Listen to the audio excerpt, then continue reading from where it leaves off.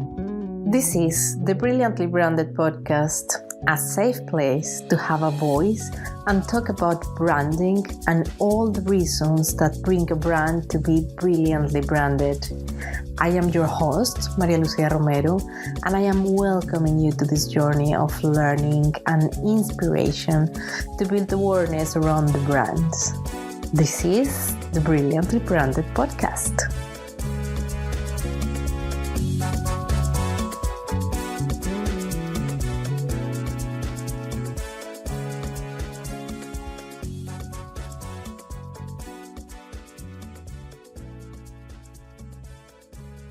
Christine Hansen, our guest today. She is a dynamic and energetic woman who refuses to settle for anything boring. In this episode, Christine reveals the valuable takeaways she learned throughout her journey. From her tech talk experience to becoming a published business author, she shares invaluable insights that will inspire and empower you. Join us as Christine shares her secrets to building successful businesses, empowering small brands, and conquering the challenges of entrepreneurship. Her determination is a powerful source of inspiration that will leave you motivated to pursue your own dreams. Tune in to this episode and unlock your own energy and passion as you learn from the story of Christine Hansen. Don't miss out on the chance to be motivated and inspired by this powerful woman to accelerate your own path to success. So welcome to the Brilliantly Branded podcast.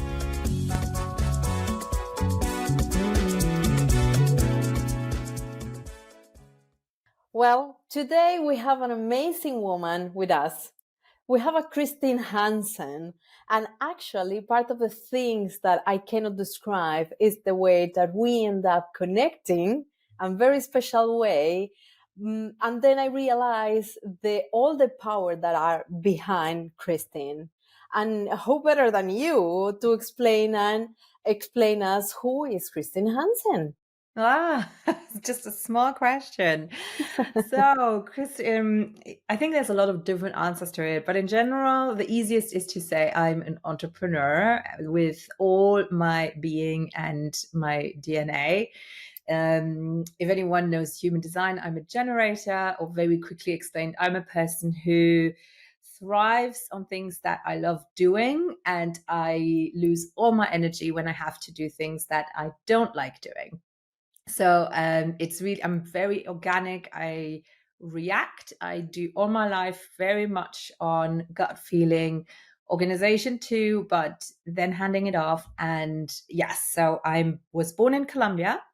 I was adopted when I was 4 months old to Luxembourg. So I'm always saying born Colombia, bred into a very traditional Luxembourgish family. I behaved like a typical Luxembourger for a long time, typical academics, was a teacher, government employee, until I decided that I had to follow my calling, which is being an entrepreneur. So I couldn't even tell you what I will be doing in 10 years. It will be working for myself for sure, but what exactly, I can't tell you. I'm also a mother. I have a wonderful daughter who I am very mindful to be a role model for in every decision I take.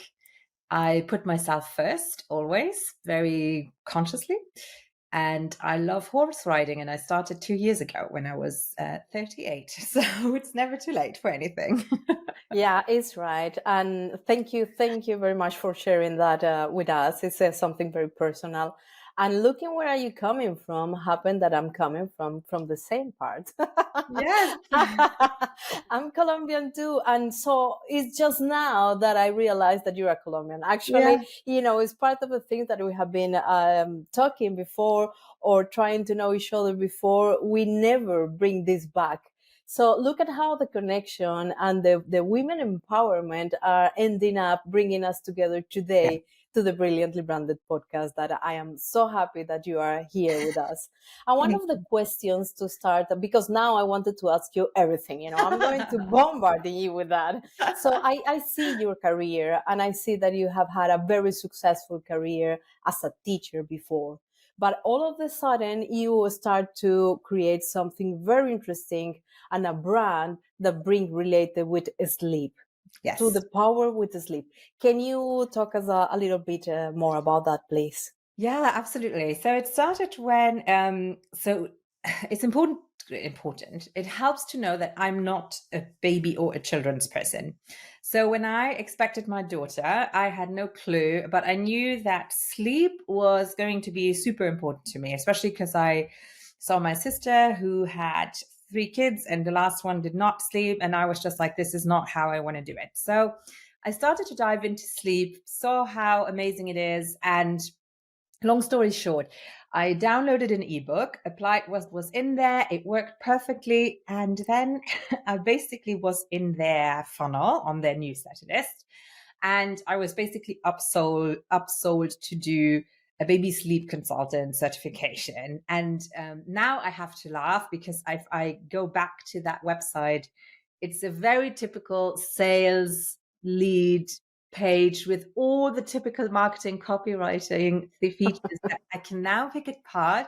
But it worked wonderfully. It definitely worked on me. I flew to Florida, did that certification, and I opened a business in Luxembourg, the first one ever, as a baby sleep consultant. And it was something that wasn't known here. So it was really interesting. And I worked with pediatric offices. And so it worked well, but I don't like babies. So, however, I You didn't realized like it, maybe. You I didn't just like like at mine, but I the just like, it was not my thing.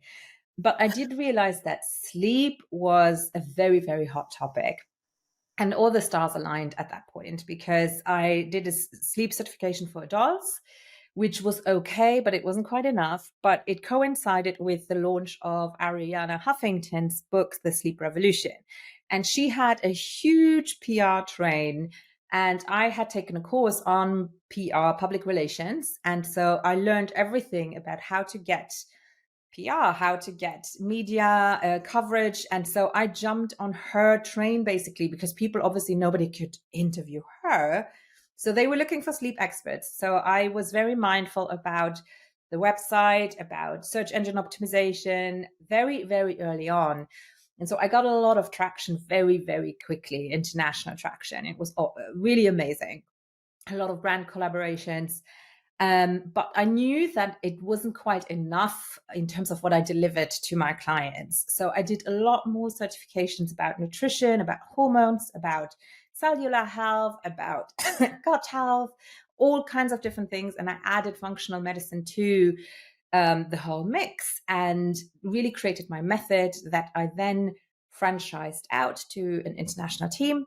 And then in 2019, I decided to hand the company off and to sell it basically, because I realized that I enjoyed building the business and the brand a lot more than actually working in it as, a consultant or a sleep coach. So one of the team members that I had was perfect for it. So she took over. So the company is still alive. It works exactly the same way, but I can now focus on business consulting, which is what I love doing. So that was that journey, which I'm eternally grateful for. But yeah, it was time for me to follow my calling again.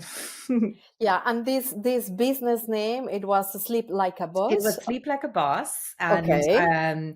because my other company was Sleep Like a Baby. And so it was obvious to me, let's use Sleep Like a Boss. Again, the domain sleeplikeaboss.com was free, which made things so easy. And so it was just perfect because the way that I did it, I was really the first to do it. And it was just easy for me to rank very high on Google and all those things. So it was not the typical journey, I think, because there were a lot of things that worked in my favor, but I learned a lot. This will be something like to make a career as an entrepreneur. It's like if you have the opportunity to go to the university and study how to become an entrepreneur, that will be the nice story to really catch with this profession, because end up I'm an entrepreneur too, and then I'm struggling with many things that you say, well, I need to learn about this or learn about that, or even it's not enough sometimes. Yes. But actually, all this process that you did, and in the way that you did, achieve sell a company, a big company that you have built in some point. What are the lessons for the other entrepreneurs to take out of that experience? So many. I think Can imagine. the first thing is an entrepreneur, I think, is already the word. There is so much around it. And I'm actually doing a PhD in about that, about entrepreneur, the word, and actually how it influences policymakers, et cetera, because I was so intrigued about it. Because as you say, there are even courses about how to become an entrepreneur.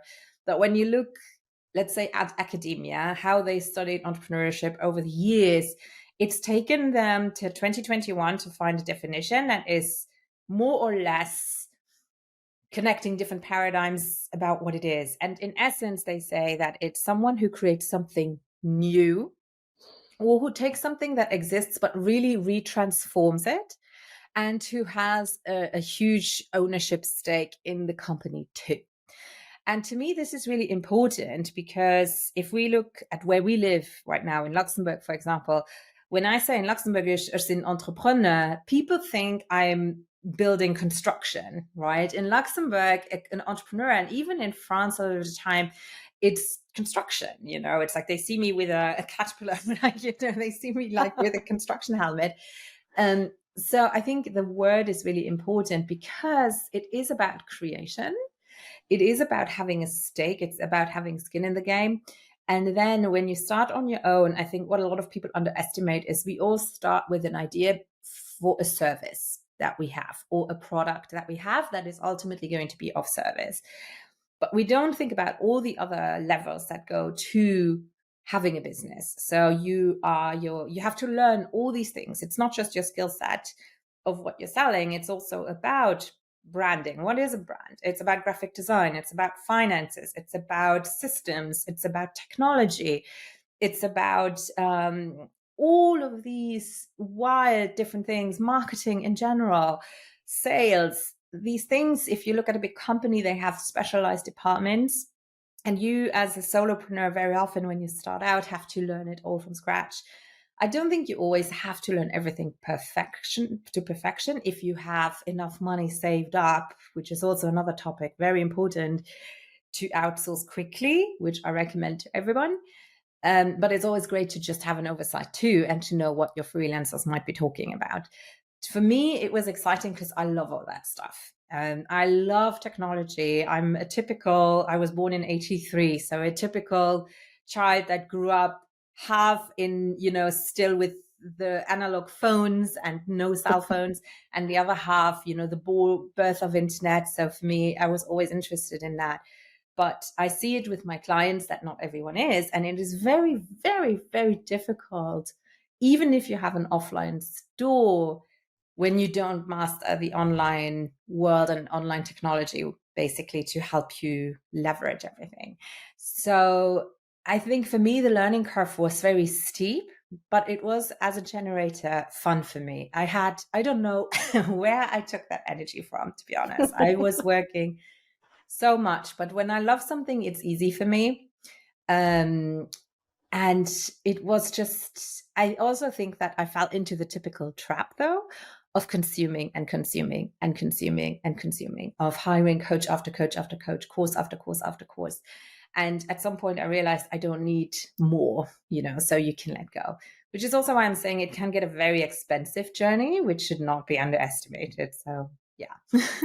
Well, you mentioned many different interesting things, and I wanted to come and deconstruct a little bit, because I know that it was so interesting, and the point that I wanted to come back a little bit. Now, one of the things that you mentioned, it was how the word entrepreneur here in Luxembourg, it means construction. Yeah.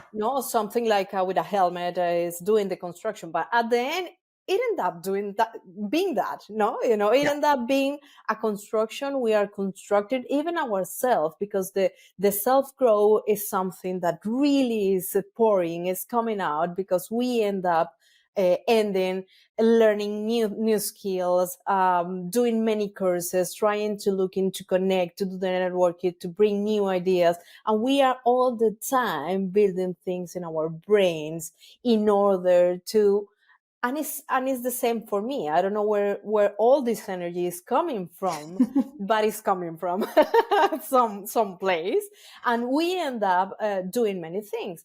And the other thing that for me is important to really probably talk a little bit more, because it's more what I'm speaking with my clients, how you end up keeping all the things in mind and having this helicopter view where you need to know about branding, about marketing, about sales, about the message that you are going to put across. So how that really end up being the core of being an entrepreneur? I mean, how you have been feeling that it's necessary to know all those things to be a successful entrepreneur like you?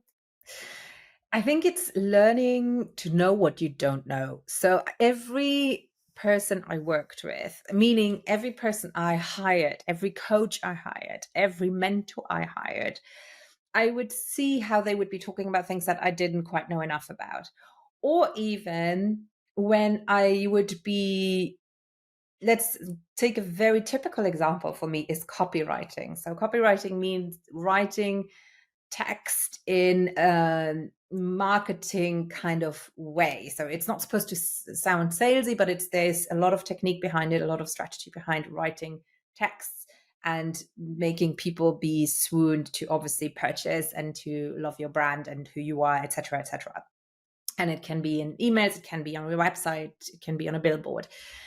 I didn't even know what copywriting was for a long time. Then I realized that I can write copy for others, but for the life of me, I cannot write it for myself because I had struggled a lot seeing what I can do. So I would hire copywriters and we would talk, and then they would construct a text for me. And whenever they would deliver, they would explain what they did and how they did it. And so I would learn. I would, through that experience, learn. And so I did different things. I hired branding specialists. And so when I would read their brief, I would see what they pulled out and how they did it. And every time I did that, I really soaked up all this information and realized, oh, this is important. Actually matters. And then as I had a huge mess with my finances, I actually hired a financial coach. And she taught me everything about how to organize myself, how to even also the money mindset, how to work with my money, how to feel towards my money, how to get on top of it, how to organize everything, how to invest it, all of these different things, which I had never had to deal with before. I always had a salary. I always had, Social Security being already handled. It was a huge learning curve, huge. But I realized the more you know, the more confident you are, the more on top of everything you are. And it's now my profession, and it's easy for me when I see someone's business to immediately spot the gaps, like to see you can do this, you can do that. The other thing is being in different courses in the beginning, I could see what kind of softwares they were using and suggesting, so I would try them out. Even now, I'm subscribed to something called AppSumo, where you can try a lot of software for very cheap for lifetime licenses, which is often startups that are in a beta phase waiting to be acquired. But what it does is it keeps me on my toes. It really shows me what is out there. It makes your life so much easier, specifically with AI at the moment. And I love doing it. So to me, it helps because I see how a lot of people are overwhelmed with it, and that's totally fine. Because that's why I can come in and just say, hey, we can use this, and then organize it this, and this way. And I think that's what we all need to understand. If you have a zone of genius that is easy for you and you notice it's not for others, then make something with it, So that is how I kind of learned when I would have discussions if I was in a mastermind, so a group that would meet regularly to discuss business. And I would say, well, haven't you tried this with fellow entrepreneurs? And they would look at me and had no idea what I was talking about. That's when I realized, oh, not everyone functions the way I do. And this bird's eye view that I have very easily is actually not a given.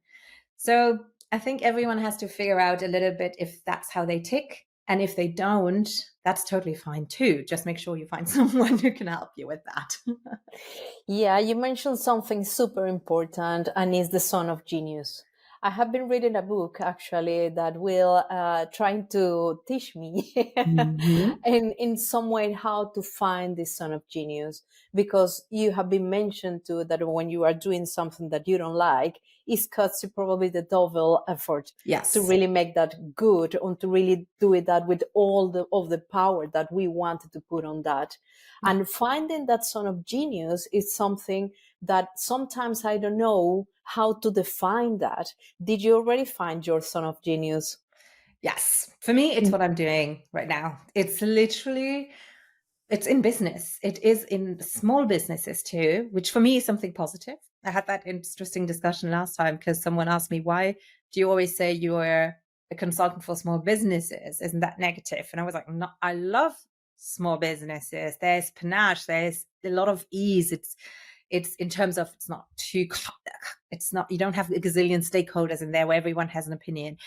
But what I love is that a lot of those businesses are still quite raw, and there is so much potential to make it more efficient. So my zone of genius is absolutely to implement processes to make things, to take shortcuts. I don't want to say I'm a lazy person. I'm someone who doesn't like to do unnecessary work, which means that I'm very, very good at automizing things, as knowing what technology can help me where, at seeing immediately what tasks does my brain need to do and what tasks can be outsourced, to know what tools to help where gaps are in order to get new clients, client acquisition or client retention.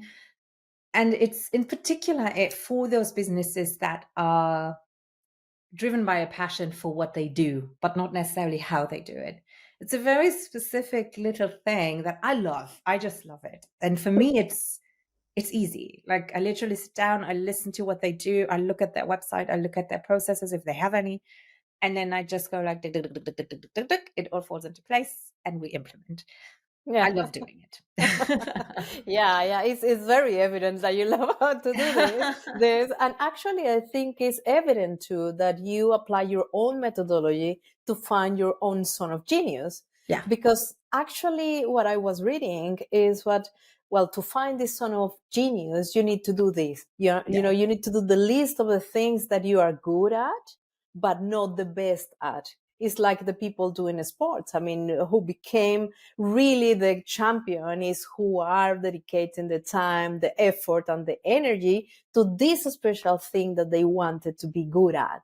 So Exactly. this is the son of genius, and I think that it's a lot of women now that I will like to them to realize that having that detail, as you well said, I mean, these small details that are building these big things around us, and the power that we can really deliver with that.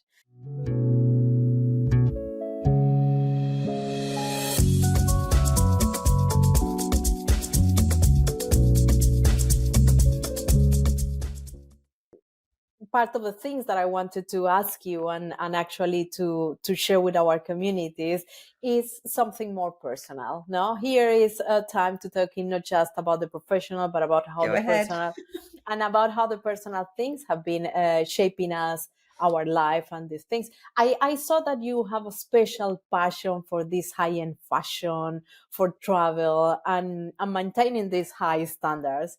So how this personal interests really have been influencing your approach to building these brands and delivering this experience to the customers, for example? I think I've always liked the high lifestyle, also knowing that I grew up with Sex and the City. So it was definitely the whole Louboutin and Oblonic area. And I loved it. But at the time, I think when I was younger, I was more tempted towards being more humble, the way that I was brought up. But I love beautiful things. I love high end. I love traveling business class. I don't travel non-business class unless, if it's more than 4 hours. I love 4 to 5 star hotels and spending an insane amount of money on them. And it has helped me to see what is out there, what kind of standards are out there, which also makes me kind of picky when something doesn't work well. So client user experience for me is really important, because I think I know what is available for a certain price tag. So when I pay a lot, I expect a lot. And when it's delivered, I know this and this is possible. And it is making me happy. It is money well spent. It is perfect. But if it doesn't turn out that way, it really makes me grumpy. So when I have a client process, that's the standard that I hold myself to. And also when I work with my clients, I really want to make sure that the client user experience they offer to their community is up to par, that there are no gaps, that it is not unnecessarily difficult, that people don't have to fill in 5,000 forms or print out something and sign it and scan it and send it back or what have you. So that is one huge way where these two are connected. On the other hand, it's really my joy. I love going into a Hermes store, and I have I have a big Hermes Carré collection. And it just changes my day when I wear them. And I wear them a lot. I have vintage ones that are 80 years old, but I don't keep them in a safe. I wear them. I have these things and I use them. I'm more of someone who says objects need to be loved. They need to be used. They have to live too, rather than putting them into a safe or in a museum or what have you. And that is how I live my life. For me, it's just these little things that make a difference. I'm very happy that I have a partner who kind of ticks the same way, which is important, I want to mention, because it's a money thing, right? It's if you feel terrible about spending money, or if you love spending money and making a lot of money, but your partner doesn't, it can become a huge problem. And that was it's kind of one of the things what my marriage fell apart before I got divorced, because we developed very differently and money was a huge issue. So it's something that I think everyone needs to keep on their toes and also discuss with their partners, whoever they might be, and also to be vocal about it, saying that I like this, I want this. And so I know with my partner now, if we take ridiculous choices, it still makes sense, and we just laugh and it's like, okay, now we have to be a little bit more frivolous again. But nobody is going to judge the other on that, which I think is also important. And so it's just a part of who I am and how I carry myself, and you will not catch me in a tracksuit Christine, you have been bringing to the table different, very interesting topics. So I'm going to, again, coming back a little bit, and I'm going to take from this last part, because part of the thing is the connection with the brands.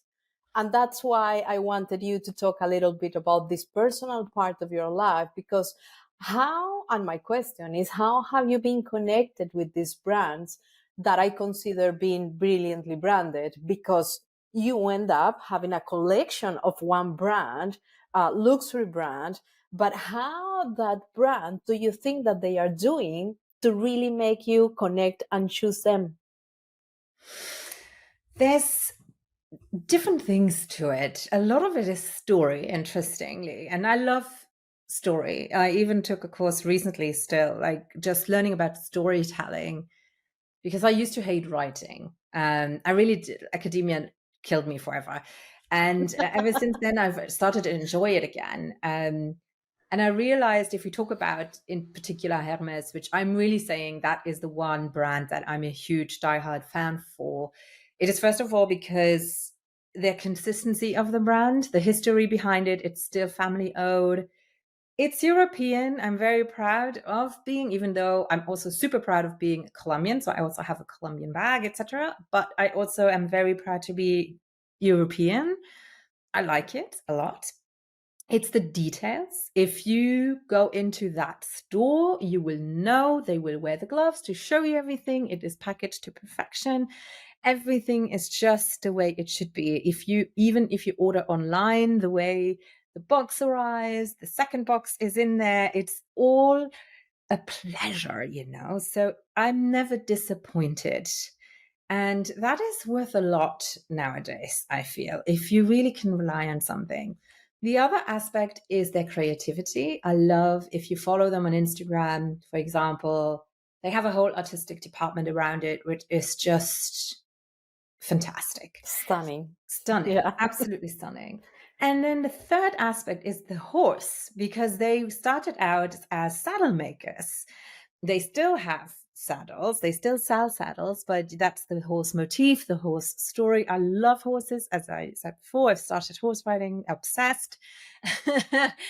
So it's these little details that have drawn me to them in particular. And I think what I strive to do with my brand is similar. I really changed in terms of not just delivering content and tips, which I also strive to do, but it's much more about telling people how I came to know about these. What is the story behind the process? There's always a story behind it. I love writing in a way that people can imagine in it, and they remember it much better that way too. So if you go to my website, it's now all black and white with a touch of yellow. I love it because it's clean. It's very much like Sleep Like a Boss was in the beginning, actually. Yeah. And it's very much me. So it's very clean in some ways. But then if you go to my social media, which I consider something very different in terms of brand and in terms of mission, it's very personal. There's a lot, the way I write is very different. It's very story-like, some private insights, then you see some pictures, so you can check it out yourselves. But I think that the story, or the mission that I had was similar, mixing this history that I have, even though I'm still very young, obviously, but there's history there, the depth, the wisdom, with a crisp kind of business-like feel, but having some heart to it too. I think that is what I am, and I really strive to have my brand represent me as much as possible, but in a serious kind of also manner, like, I don't know.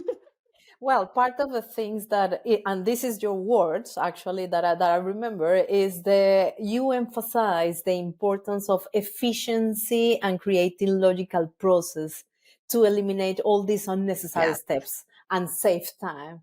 So Yes. what are the way that you can probably advise in order to have their personal brands? Because I think you have now a personal brand. You have been building brands and how your personal brand that represents who you are. But with these specifically words that you have been promoting next to your personal brand, what are the advice that you can give actually to really maximize the impact and really reduce the effort, as you will say?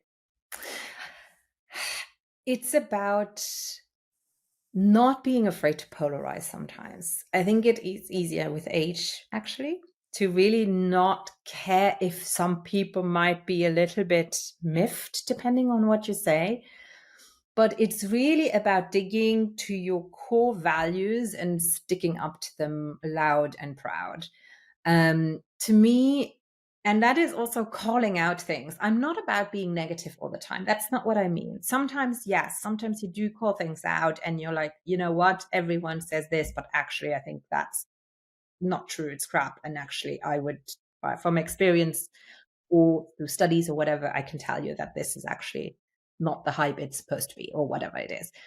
But very often it's also going the other way and say, look, this is exactly what I like or what I stand for, and here's why, like backing it up with something, obviously. But I think that is how you inspire people, because it resonates. And if you have a story about the process, how you got there, maybe a journey, maybe it's a full process, maybe it's even a client you had or another person's story, it doesn't matter. But I feel that that is how people are like, I read that and I felt seen, I felt not alone, I felt like you were speaking the words that I've been thinking. And that is what it's about. That is how you truly inspire. And as I said, I don't imagine myself on a soapbox when I write these things or when I do public speaking, even when I'm carrying a microphone, I don't see myself like that. It's really just about not overthinking it and just really speaking your truth is so overused, I feel, but that is what it is though. And then the other thing is just be kind. Don't hurt anyone on purpose. Like, don't be scared to be honest and to be clear.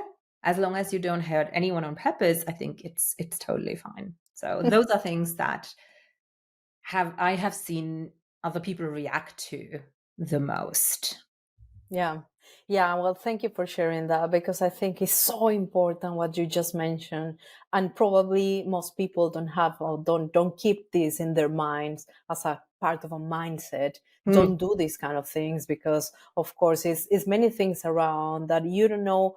There is something that I always said: people probably don't remember what you say, but they remember how you make them feel. Yes. And this is something that you always keep with you. Well, I mean, personally, Yeah. I'm keeping that with me. And you mentioned another thing, and it's public speaking.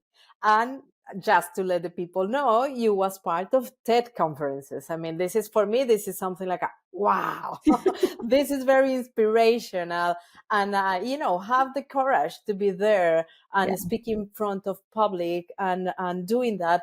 Can you share us a little bit about how you arrived to that point and how you end up giving this conference? Yeah, so having a TED Talk was really like on my bucket list for a long time. And it's interesting because it's one of these stories that is actually the prelude is failure in a way. I spent a gazillion billion on a program where I had to travel to New York for 3 weeks, which was fabulous, but also cost me an arm and a leg. And the premise was that we would design a talk and we would present the talk in front of different people who were organizing TED Talks and who had other public, speaking things, and then, be connected with them. And one of the problems was already that I was in Europe and not in the States. And so I did the whole thing, and it was, the organizer couldn't guarantee how many people would be there. And in the end, it was terrible weather and actually not a lot of people came. So all of that investment of time, of money and everything was just for naught. However, I was like, it can't be that hard, seeing behind the scenes who was organizing these things. I was like, it's not rocket science. And so here's my huge tip for you, because it was really, really easy for me to get the TED Talk. I literally went to the TED website No way. and it was You have one to give us all afternoon. the I didn't details. pay a single penny. And it was very easy. I just went to the website. I looked at where TEDx talks were organized in my vicinity. And I just emailed them and I said, look, these are my topics.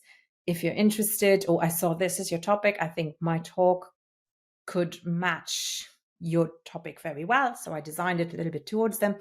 And so it was the Université de Lille in France who were hosting one. I don't even remember what their overall topic was, but they were like, yes, we're still looking for a couple of speakers. We would be happy to have you. Like, the whole thing didn't even take a week. And then I did hire a coach. I did hire a fantastic coach, Kathy Amarillas. You can find her on LinkedIn when you type in TEDx coach. And she designed the talk with me, because TEDx and TED Talks they have a very certain philosophy, and it was so much fun. And it taught me a lot about public speaking again, not necessarily about the presenting, but how to write. And that was it, So it's just, I think sometimes we overthink really how difficult these things can be. And I think it was after someone told me that their TED Talk, they had used these red bathroom floor mats as the dot, that I was like, okay, sort of the ethos, just like the bubble burst. I was like, Yes. okay, stop putting it on a pedestal that is so ridiculously high. And it turned out it was wonderful. So maybe one tip might be that this was organized by university students mainly as well, with a couple of professors. Look at who is organizing it. Where is it? What is the topic? And just ask. Like, it was so easy.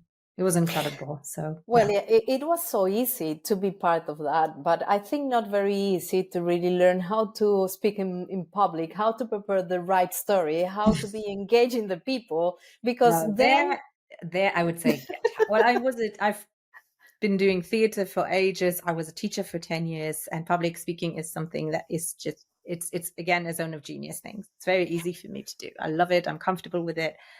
But if you're not, get a good coach in it. I mean, as I worked with Kathy, she really helped me in a way that the talk was so fun for me as well to do that it was a joy to deliver it. I was still nervous, but it was fun and it was good. It's really good, I have to say.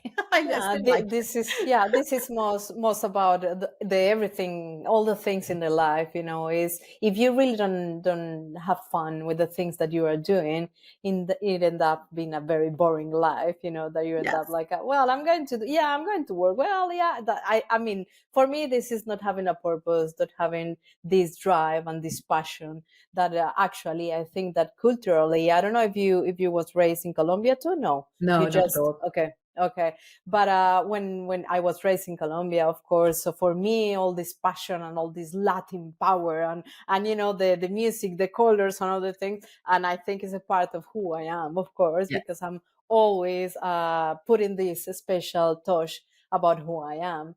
But coming back a little bit about the other things that you have been doing, because actually this space is a safe space to talk about the people that come to visit me, my guests. And another very important thing that I want you to talk about us is your book. You Ah. recently launched a book or wrote a book, and this is something very important because the topic exactly, you have it there. Exactly. I think it would be beautiful if you share with us how was the journey writing this book, the content, where the people can find it, etc., etc. Definitely. So the book was actually born out of a podcast. And as I said before, mentioned before, I really don't like writing. So it's always funny when people imagine that you have to write a book sitting down and, you know, looking into the air with a a feather and like, a writer's cap. This book didn't happen like this at all. I really leveraged, again, my zone of genius of outsourcing as much as I could and making use of what I have. So I had a podcast for 2 years with a very good friend of mine, Kendra Perry. And I was here and she was in Canada. And so there were 9 hours of time difference, which ultimately we were after 2 years, it was too hard to record because it was either too early or too late. But we had a great podcast with amazing guests and the content was brilliant. Still find. And I just found it was too much of a shame to let it go to waste because it was knowledge that I knew. It's evergreen, which means it's always current. There's a lot of wisdom there. Our experts were really people who done it, who know what they're talking about. And so what I did is I decided to hire a ghostwriter and let them know the best episodes that I wanted to use and write a couple of chapters myself. And so what turned out to be is the book is called We Mean Business. And I need to read the subtitle again. It's called The Practical Guide for Creative Entrepreneurs, Coaches, and Small Businesses to Build Your Brand and Grow Your Business Online. And it really is what it says on the tin, so to speak. You have short, concise chapters with super, super clear instructions. So, I mean, the first part is all about branding. What is it actually? When we talk about it, it's not just the logo. It's much more than that. It's about your mindset. It's how you position yourself, who you are, finding out who you are. Not easy, storytelling. Then we have about running your business, which is all the tools that you can use, that you should be using. And then we have marketing, different forms of content. What is social media? What is a blog? Video content versus audio content, all of that stuff. Planning a year, all of these basically words of wisdom, all of these things that over the time Kendra and I have experienced and learned from, plus our experts brought to the table. And it's all of that together in a concise way, easily written. And a lot of people say, and my ghostwriter did an amazing job on that, is that part of it is my voice, obviously, because it's a podcast. So she heard me. Then she got to know me very well, and it's her job to know how I sound. But a lot of people say they hear me when they read the book. They're like, it's very much your voice, the way you talk. So if you like that, you're going to enjoy the book. If you don't like it, then maybe not. But you can get it on Amazon. You can get it on my website, christinemeansbusiness.com/book. And you can get it in Librairie Dietrich in Luxembourg in Esch at the Piperlichsgaard. in Grevenmacher and also at Alinea. I think they ran out of copies. I have to bring them new ones. But Alinea in Luxembourg City should have some copies as well. So just go ahead and check it out. And I really think if you get started, it's a lot of valuable information for a very, very competitive price tag. Well, I want to congratulate you because putting all this information in only one place is part of the things that will give value to the humanity in general. I mean, to the not just women entrepreneurs in general. No. In general, is for everybody. And the thing is that have these very important things. I know exactly what you are talking about because I have been working in branding, marketing, communication. So I know that these things are necessary to know because, as you will say, I mean, branding is not just the logo. Branding have all the why you exist. Why is your business exist and what are the things that you are going to provide? Communication, all the message that you want to put across. And all the marketing is the way that you are communicating that are really engaging that people that really want you to buy your product. So putting all the things in one book and bringing all this information from the podcast, that means that the podcasts are, the best place to have it and compile all this information. I think I have been living that with my guests. The value that each of those have been given to the podcast is something amazing. For me, it have been an amazing experience because every time, every guest is bringing something special to put it here on the table that I just wanted to continue talking by hours and hours and hours and hours. And I know that is not possible. So I think that we are almost arriving to have to wrap up this interview that have been amazing. Christine, thank you very much for all the inputs, all the advices, all, sharing all your experiences with us. Thank you very much for that. I don't know if you want to add something else for our listeners. Well, thank you for having me. It's been a huge honor always to share your time and to take the time to do this. I think it's amazing. And if anyone wants to reach out, I am very approachable. I know I can be a little bit intimidating sometimes because I talk a lot, I gesticulate a lot, and I have a sort of presence. But please don't hesitate to just say, hey, can we just have a chat, or I do love to connect with new people. So, and the other thing I want to just add for Luxembourgers, I am a Luxembourger. Like I was literally I couldn't be more Luxembourgish in a lot of different ways, but with the international twist to it, So if you have a business and you feel I need a Luxembourgish point of view to it, but with someone who's not too, I don't want to say stuck up, but stiff maybe, then you get that alchemy. That's where it's one of the little niches that I really excel at. Yeah, well, I love your input at the end because it's true. There is some people that are probably shy or I don't know, afraid about to contact others because they don't know. Probably this is a busy woman because that is a part of the things that I have been receiving feedback like, well, but how I'm going to contact you if you are super busy doing many things at the same time? But I think that we still have the capacity to. It's our job, exactly. Well, Christina, really, thank you very much. I know that this is going to be a very valuable episode and just looking forward to continue in contact with you. Thank you very much for being here. Thank you so much. Well, Christine, thank you. Bye-bye.